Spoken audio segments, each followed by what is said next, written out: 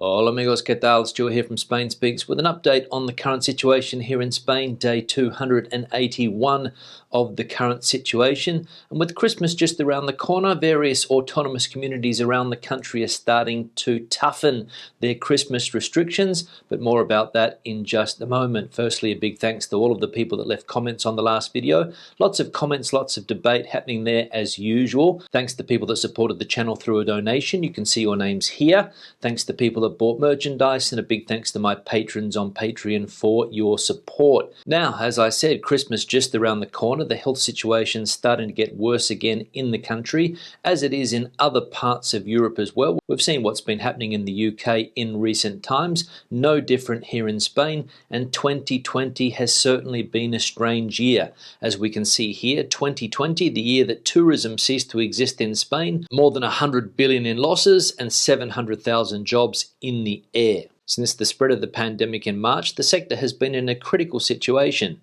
Tourism ceased to exist for almost 3 months, countries restricted their entry to travellers, and in Spain it was not allowed to travel without just cause. The airports accumulated a colossal fleet of planes, which only carried out repatriation flights.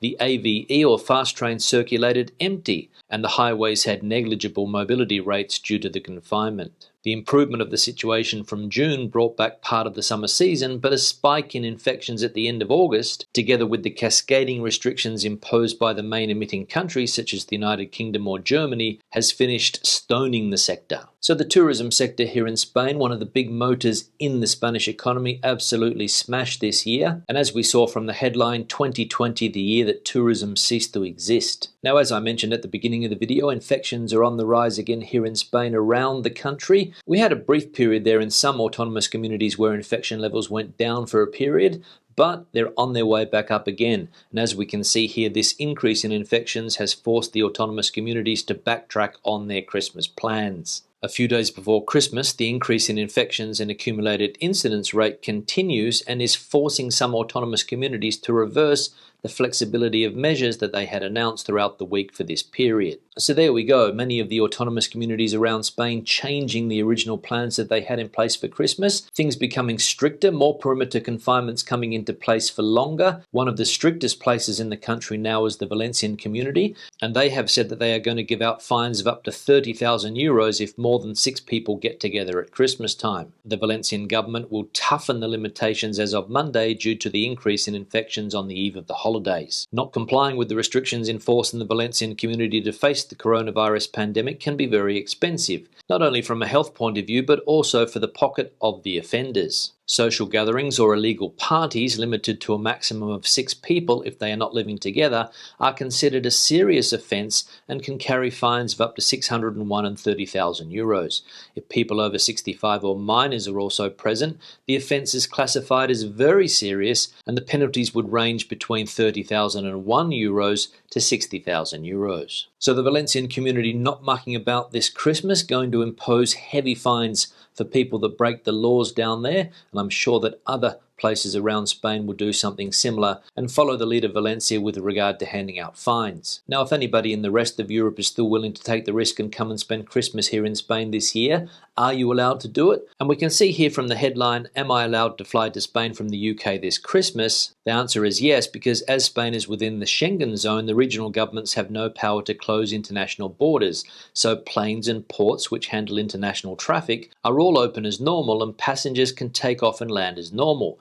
British travellers are required to submit a PCR test and to fill in a passenger arrival form giving contact details. Therefore, British nationals and other European nationals are free to land in any region, but must stay within the region in which they landed unless there are no movement restrictions preventing them from entering a neighbouring region. So in this case, anyone living in the Valencia region or travelling to a second home in the region can do so if they land at Alicante Airport, but are not allowed to drive across the border into, for example, the neighbouring Murcia region unless their journey is essential, that is, attending an appointment during their stay. So there we go. Can you fly into Spain this Christmas? Yes, you can. You can fly into any of the international airports in the country, but if there is a perimeter confinement in that particular region, you're not allowed to leave and must spend your time in that autonomous community, for example, as we saw with the example Valencia given there. Now, as I mentioned the other day, the COVID-19 vaccine has been fast-tracked in Europe, and the government here in Spain is planning to start their vaccination campaign on the 27th of December. As we know, the population is going to be split into 15 different groups, and the vaccinations will be given by appointment, and they will be free and voluntary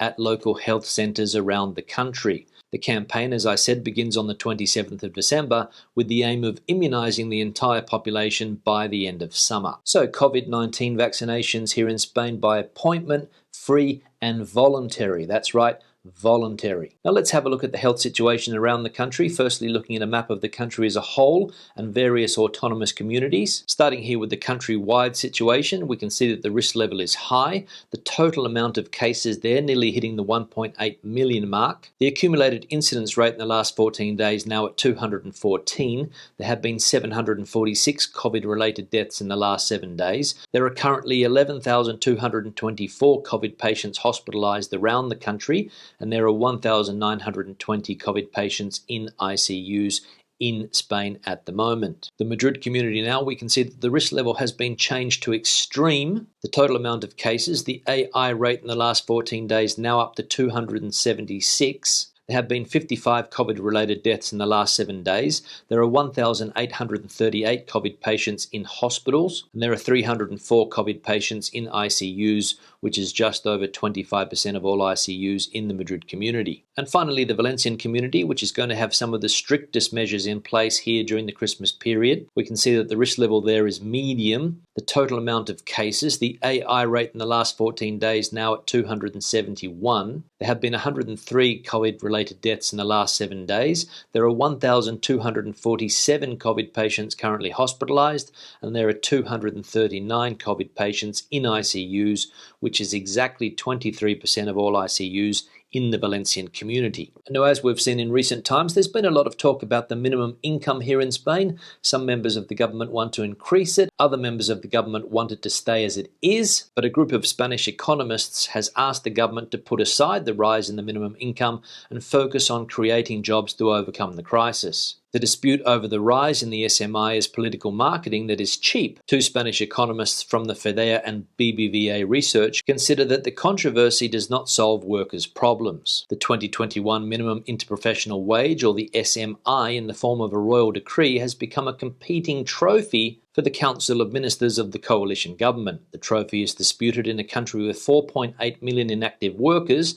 3.8 million unemployed, and 1 million in furlough or cessation of activity schemes. So two economists there telling the government to put their political marketing aside and focus on creating jobs. And it's not the time to be talking about increasing the minimum income or other things like the 4-day working week. Now let's have a look at some of the comments from previous videos. One here from Rudy. Yes, we are very lucky, Stuart. Queensland had 90 days without cases and now 1.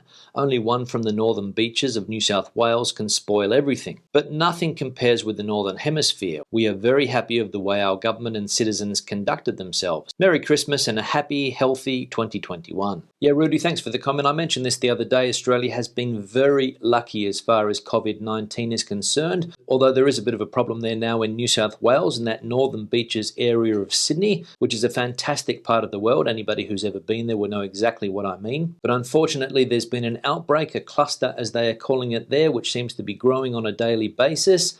I think one particular state, Western Australia, has decided to put up a hard border with New South Wales again. And I imagine that other states are going to increase the restrictions from travellers from that part of the world, which is a shame because lots of people had their Christmas plans in place. But it just goes to show how difficult this virus is to get under control and how quickly things can change. But I'm hoping they'll be able to get the situation under control, nip the problem in the bud, and everything can get back to normal as soon as possible. One here from Thomas. Thanks, Stu, for your account of how you learn Spanish so well. I started around 58 or so, taking a few classes at night. I learned but didn't practice much, and if you don't use it, you lose it. What changed was immersing myself in Spanish in Mexico and eventually marrying a Mexican and speaking only Spanish at home. It also helps having a spouse who never fails to correct correct me if I don't use the subjunctive when I should. LOL. Yeah, Thomas, thanks for the comment. You're right, it does help to start learning a language young. That's what they do here in Spain. Children start to learn English very, very young. I think even at the pre-primary level, some kids start to learn English in this country. And I started to learn Spanish in my 20s, which was difficult. You said you started when you were 58 and also had some problems, but you're right, you need to immerse yourself in the culture, and also having a partner who speaks the language and only speaking Spanish at home is also a great way to improve your language skills. And as you said there, you've always got somebody to correct you. One here from Paula. I think the idea of not serving alcohol after a certain hour is A, that you don't hang around as long over a coffee or a bottle of mineral water, and B, that a drunk person cannot really be trusted to keep the focus in social distancing or whatever rules there are. Yeah, Paula, thanks for the comment. I think you're right. I think that is the logic behind the decisions that politicians are taking in this country, especially in Andalusia. We saw that they're allowed to open coffee shops down there now from 6 p.m. to 8 p.m., but they're not allowed to serve alcohol. And alcohol, of course, can make the event, can make the lunch drag on for longer than it would normally do if, for example, you were only drinking water. In Spain, it's quite common for people to have a few drinks after their meal, and sometimes these meals can drag on and on and on. And it's not uncommon here in Spain sometimes for after lunch drinks to lead into pre-dinner drinks, so that gives you an idea of what celebrations can be like in this country. One here from Mark K. I started my Spanish journey when I was 27, going to classes at night school. Then in 2002, I decided to go to Cádiz for 2 weeks on an intensive course, and then 2 years later, I spent 3 months there. I managed to achieve an advanced level, but unfortunately, I didn't continue. In 2015, I decided to return to Spain for 2 weeks and realized I had lost most of my Spanish. I then decided to start studying again, and in 2016 I came to Asturias, and the rest is history. Hi Mark, thanks for the comment. You're right, as we saw in a previous comment, if you don't use it, you lose it, especially true when it comes to a language or any other skill for that matter. You can get a little bit rusty. I think it stays in the back of your brain and you can reactivate it again. It might take a little while for this to happen, and it might be a little bit frustrating for some people, but I think that once you get to an advanced level in Spanish or any other language, I don't think you would lose everything that you've learned up until that point. You'd most likely drop back to an intermediate level, but I don't think you would become a beginner learner again. You would still have some of the skills that you obtained before. But it is a good point that when you start learning a language, you need to keep on learning the language, because if you stop, your level can drop off fairly quickly. One here from JMG. Stuart, tengo que decir que eres una de las personas que mejor entiendo cuando hablas en inglés. No sé si será el acento, pero es así. Yeah, JMG, thanks for the comment, and good to see that you can understand every word that I say in English. I have seen a few comments over the years saying that I speak English quite clearly, that I'm easy to understand, that I speak slowly, and I pronounce my words well. But it is one of the things that I try to do. I try to speak clearly. I try to make myself understood. And if I'm helping people like yourself learn English, that's fantastic. And finally, one here from Mr. Bronze Titan. You need a stiff drink, Stuart. Yeah, thanks for the comment, and you're right, I do need a stiff drink. In fact, every time I go through the comment section, there's various comments which make me want to turn to drink, but as I have said on many occasions over the journey, it's all part of the game. On that note, I'll start to wrap the video up. Questions and comments, please leave them in the section below. Debate the situation out as you normally do. Give the video a thumbs up if you liked it, thumbs down if you didn't. I'll see you in the next one. Hasta luego.